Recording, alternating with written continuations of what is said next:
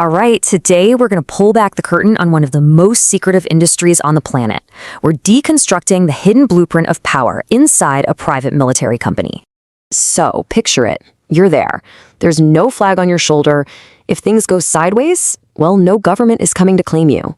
Yeah, you signed up for a paycheck that is absolutely off the charts, but you're about to learn a very, very hard lesson. Because this is the world you've just stepped into, a private military company, or PMC. And in this world, mission success isn't measured in territory gained. Nope. It's measured in profits posted. So what does that career ladder even look like? Well, we're going to walk you through it, every single step, from the absolute bottom rung all the way to the very top. This isn't just a breakdown. This is your life at every rank. Okay, so it all starts right here at the bottom. And you can forget everything you've seen in the movies. Your journey, it doesn't begin with a bang. It begins with a kind of boredom that just crushes your soul. The brutal, honest truth of this role, your job isn't to fight. It's simply to exist.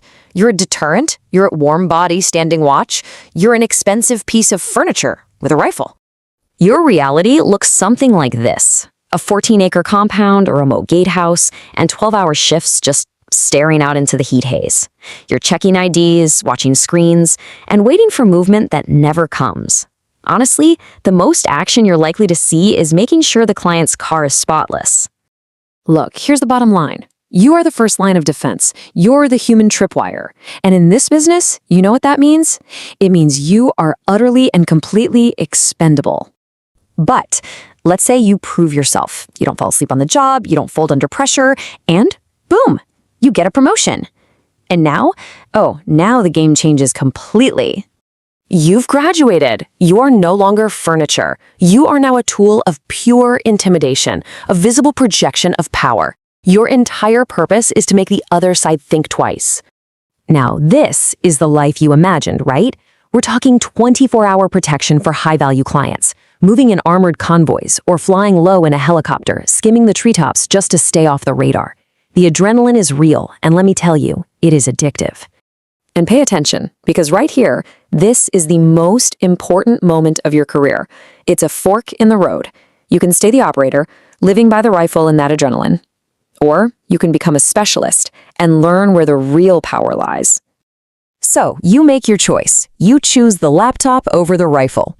Welcome to the back office, far, far away from the gunfire. This is where the billion-dollar contracts are actually won and lost. And here it is. This is the big secret of the entire industry.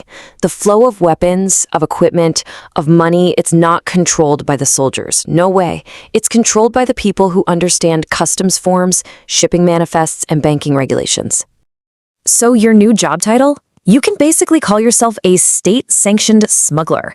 You're like a magician, really, but you use bureaucracy as your magic wand, making assets appear and disappear at will.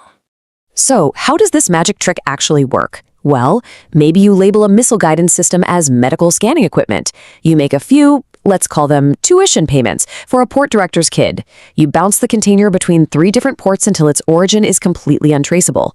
And just like that, poof, it vanishes from the official records. You get really good at that paperwork, and they'll give you control over the people holding the rifles. You're not kicking in doors anymore. Nope. You're drawing the plans for the entire operation. Now, your authority is absolute. When there are disputes in the field, and believe me, there are always disputes, you're the arbiter. You're the high judge. Your decisions can mean life or death, not just for a mission, but for the contractors themselves. Yeah, your job isn't tactical anymore. It's managerial. Your primary concerns are keeping the operators paid, making sure they stay loyal, and reporting a clean, profitable operation to the board of directors back home. Because a disloyal crew isn't just a problem, it's a liability that can get you killed. And then finally, you reach the top, the penthouse suite, the end of the line. And let me tell you, the air up here, it's very, very thin. At this point, you're a ghost. You are completely disconnected from the field. You've traded your field radio for a secure line to the halls of power. Your contacts aren't informants anymore. They're senators. Your business is conducted in quiet rooms where laws are made and broken. And this is the prize. For all intents and purposes, you're a billionaire. You own shipping lines, cattle ranches, a whole portfolio of legitimate businesses that wash the money from the less legitimate ones. You've made it. right? Or have you? Because here's the terrifying paradox. The more powerful you become, the more you know. And the more you know, well, the bigger of a liability you are to the very people you call your clients. You're a very expensive loose end. You're a prisoner in your own kingdom. You check your car for bombs every single morning. You never ever sit with your back to a door. The wealth you've accumulated has just built you the most luxurious cage in the world. But make no mistake, it is still a cage.